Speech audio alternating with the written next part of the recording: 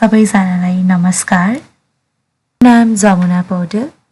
आज म हजुरहरूलाई 1950 को दशकमा मनोवैज्ञानिक ह्यारी हार्लोले गरेको एउटा निकै चर्चित प्रयोगको भिडियो देखाउँदैछु। यो भिडियो मूल रूपमा अङ्ग्रेजीमा छ, तर यसको गहिराई र महत्त्वलाई बुझ्न सजिलो होस् भनेर म यसलाई नेपालीमा अनुवाद गरेर सुनाउँदैछु। यो प्रयोगले बच्चालाई हुर्किनका लागि खाना मात्र होइन, माया र न्यानो स्पर्श कति अनिवार्य छ भन्ने प्रमाणित गरेको थियो। विशेष गरी हामी जस्ता हेरचाहकर्ताहरूको लागि यो सन्देश निकै अर्थपूर्ण छ। अब यो भिडियो हेरौँ र त्यसपछि हामी छलफल गर्नेछौँ। आउनुहोस्, म तपाईलाई एउटा तारको आमाले हुर्काएको बाँदरको बच्चा देखाउँछु। यहाँ दुईवटा नक्कली आमाहरू छन्। तपाईँ देख्न सक्नुहुन्छ यो बच्चालाई तारको आमाले दुध खुवाएर हुर्काएकी थिइन्। यो हो बच्चा नम्बर 106। हेर्नुहोस्, ऊ तारको आमा कहाँ जाँदैछ। उसले दुध खान सुरु गर्यो। दुध खाइसकेपछि ऊ फेरि फर्कन्छ र कपडाको आमा कहाँ जान्छ। वास्तवमा यो बच्चाले दिनको झन्डै 22 घण्टा कपडाको आमासँगै टाँसिएर बिताउँछ, तर तारको आमासँग भने 1 घण्टा भन्दा पनि कम। हामीले सोचेका थियौँ कि खाना नै सबैभन्दा महत्त्वपूर्ण कुरा होला, तर हामी यो देखेर दङ्ग पर्यौँ कि स्पर्शको कोमलता अर्थात् कन्ट्याक्ट कम्फर्टले खाना र अरू सबै कुरालाई मात खुवाइदियो। साँच्चै भन्नुपर्दा यदि तार र कपडामध्ये एउटा रोज्नु पर्दा कुनै पनि बच्चा कपडाकै आमा कहाँ जान्छ। यो एउटा शारीरिक सुख जस्तै हो, जसरी एउटा सानो बच्चा आफ्नो सिरक वा पछ्यौरासँग टाँसिन्छ। तर के यो साँच्चै माया नै हो त? माया भन्नाले के बुझ्छौँ? एउटा मुख्य कुरा त यो हो कि आमाको उपस्थितिमा बच्चाले कतिको सुरक्षा महसुस गर्छ। यदि तपाईले बच्चालाई डराउनु भयो भने के ऊ दौडेर आमा कहाँ जाँदैन र आमाले काखमा लिएपछि उसको सबै डर हराउँछ?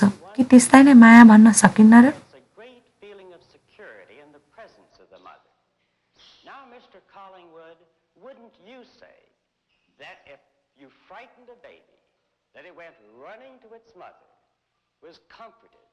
And then all the fear disappeared and was replaced by a complete sense of security that baby loved its mother.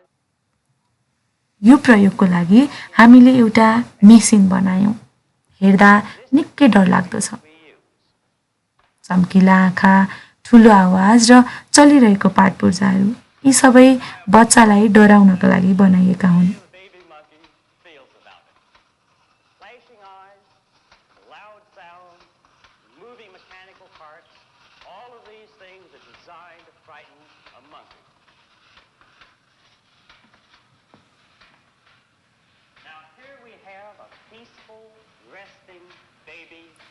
अहिले यो बच्चा शान्तसँग बसिरहेको छ। अब हेरौँ, जब हामी यसलाई यो मेसिन देखाएर डराउँछौँ, उसले कस्तो प्रतिक्रिया देखाउँछ।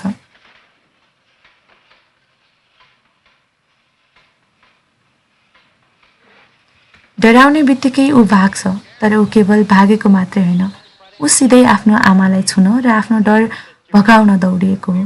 आमाको स्पर्शले उसको पुरै व्यक्तित्व बदलिदियो। हेर्नुहोस् त, अहिले त उसैले त्यो मेसिनलाई नै धम्काउन थाल्यो।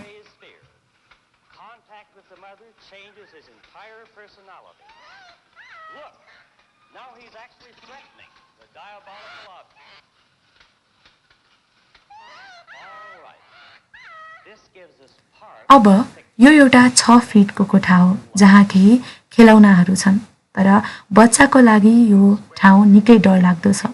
जब हाम्रा बच्चाहरूलाई आमा बिना कुनै नयाँ ठाउँमा लगिन्छ, उनीहरू डरले ओतप्रोत हुन्छन्।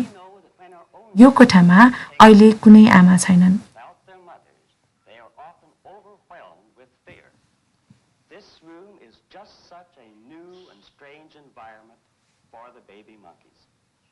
No mother is in there.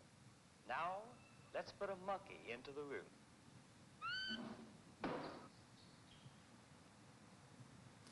हेर्नुहोस् त, ऊ कति डराइरहेको छ।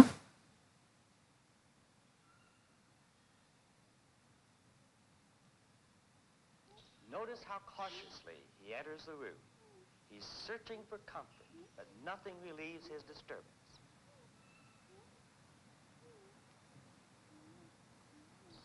Now we'll take अब हामी त्यहाँ तारको आमालाई राखिदिन्छौँ।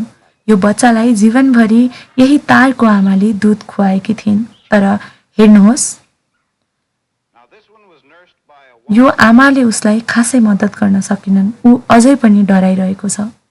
She doesn't seem to help much.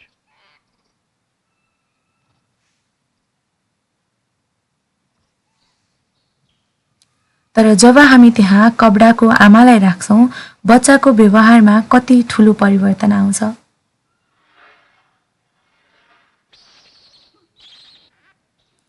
तारकी आमाले दुध खुवाए पनि उनले बच्चालाई सुरक्षा दिन सकिनन्।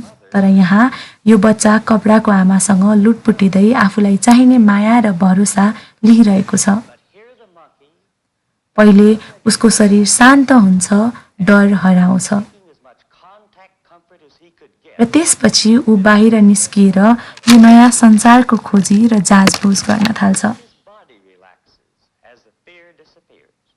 But above and beyond this, new positive response patterns appear.